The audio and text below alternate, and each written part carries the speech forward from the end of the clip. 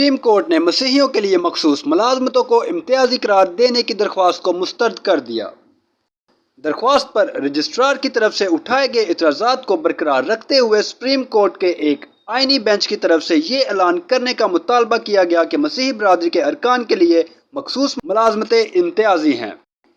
عدالت میں عظمی نامی وکیل نے پیر کو درخواست کو مسترد کرتے ہوئے کہا کہ یہ سماعت کے لیے ناقابل قبول ہے۔ جسٹس امین الدین خان کی سربراہی میں 5 رکنی بینچ نے کیس کی سماعت کی۔ جسٹس امین نے درخواست گزار خاتون وکیل کے رویے پر برہمی کا اظہار کرتے ہوئے ریمارکس دیے کہ یہ نامناسب ہے۔ جج نے ریمارکس دیے کہ میں نے بہت سے سینئر وکلاء سے ملاقات کی لیکن کسی نے بھی میرے سامنے اس طرح بات نہیں کی۔ جسٹس نعیم اختر افغان نے کہا کہ بہت سے مسیحی برادری کے لوگ اچھی نوکریوں پر بھی ہیں۔ مسیحی برادری کے افراد سے ایس پی افسران بھی بنتے ہیں اور آپ کہتی ہیں کہ مسیحی برادری کو صرف سویپرز کی نوکریاں ہی دی جاتی ہیں، جس پر خاتون وکیل نے کہا کہ اخبار اشتہارات میں ایسی نوکریاں مسیحیوں کے لیے منسوب کی جاتی ہیں۔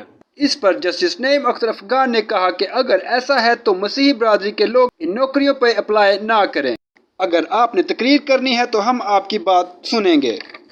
مسیحی برادری کے بہت سے لوگ ایم پی اے، ایم این اے اور سینیٹرز ہیں، جہاں میرٹ پر آئے بہت سے لوگ ایوان میں بھی بیٹھے ہیں۔ بعد ازاں عدالت نے رجسٹرار آفس کے اعتراضات برقرار رکھتے ہوئے درخواست خارج کر دی۔ معلومات کا قابل اعتماد ذریعہ CRC، جڑے رہیں CRC کے ساتھ۔